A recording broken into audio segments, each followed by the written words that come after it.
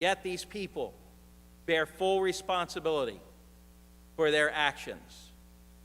And so now we see people on trial before the Lord Jesus Christ. I said the trial is over. He has been pronounced innocent. And then it says Pilate therefore took Jesus and scourged him. 3 times here in John. We know it's more than even if synoptics, some people say 4, 6, even 7 times in all. It is stated by Pilate that he's innocent. What kind of court says you're innocent and they say, but we're going to take you out and beat you?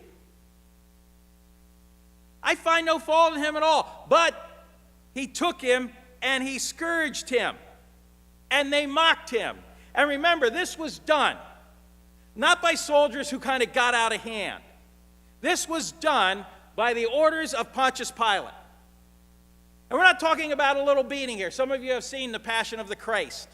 And if you did, I don't see how you could watch the beating and the scourging of Jesus and not turn your eyes away. But I don't even know that that covers the half of it. To say that he was scourged, it says, oh, they beat him about. They bloodied him up. They hit him with whips. And we could go through all of that, these whips that they used, the flagellum, which had bone and metal embedded in them. This was made to tear his flesh. Some of the historians, Josephus and others, write of those who were scourged, that they were laid open to the bone, that some of the people who were scourged, their insides, their entrails spilled out on the ground. Many died from scourging. Scriptures tell us in Isaiah 52, they prophesied about this. It said that Jesus, his visage was so marred more than any man, and his form more than the sons of man. In Psalm 22:17, this prophecy says, I may tell or I may see all of my bones, and they look and stare upon me. That Jesus was probably laid open down to his very ribs, that you could see them protruding from his side. And yet not a bone of him was broken. A beating he endured. And the soldiers plaited a crown of thorns and put it on his head, and they put on him a purple robe, and also the synoptics tell us that they put a reed in his hand as his scepter. And they would take that reed and they beat him with it. Don't miss the symbolism here, though. A crown of thorns. In Genesis chapter 3, what are thorns associated with? The fall of mankind. They're associated with sin. You see, in all of this, God is in control. Even these Roman soldiers who are mocking, they conform to the awful symbolism of using thorns and plaiting a crown and thrusting it down upon his head. A symbol of sin.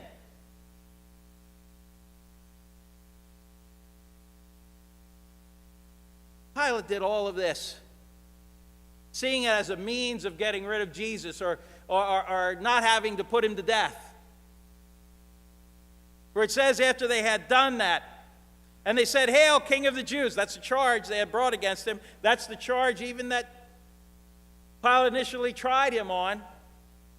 And they smote him with their hands, and Pilate therefore went forth again and said unto them, they brought him out. He said, Behold, bring him forth. I bring him forth to you that you may know that I find no fault in him. Then came Jesus forth, wearing the crown of thorns and the purple robe, and Pilate said unto them, Behold the man. Ecce homo. He thought, I'll shame them. You want me to kill this one who claims to be a king? This pitiful man? He has no pity for Jesus. Don't ever give Pilate that kind of ability. He's a man of cruelty. He's a man who's only looking out for himself. He brings him out and says, here's your ridiculous king. He's helpless. He's hapless. Look at him. He's a pitiful king for a pitiful people. Pilate and the Jews hate one another. This is a running battle between them of who is going to control the day.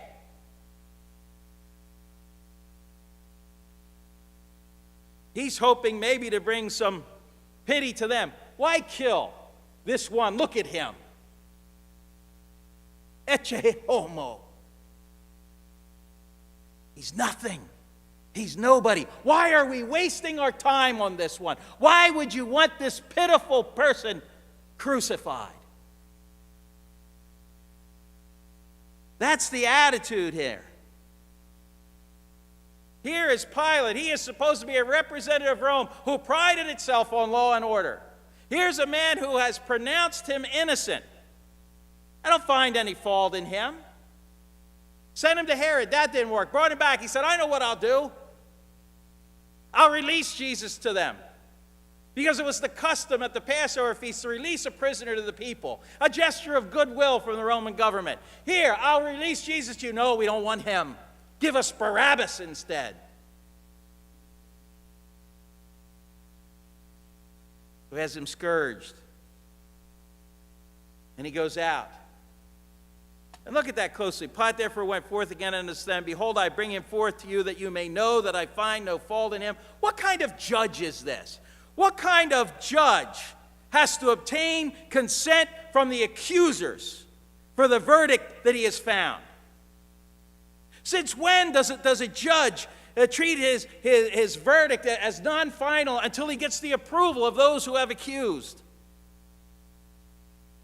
Since when does the accuser have the power to make a judge alter his verdict if he doesn't agree with it? How many of you here have ever seen Judge Judy? Huh? How many of you have ever seen Judge? How many of you here like Judge Judy? I'm going to tell you one thing about Judge Judy. She wouldn't have asked permission to pass a verdict, would she? She would have ran these people out of her courtroom. And here is the pride of Rome. Here is Roman justice indeed, right? A man who's fearful to do what is right. Man, can you see yourself in that ever? Have you ever been in that position?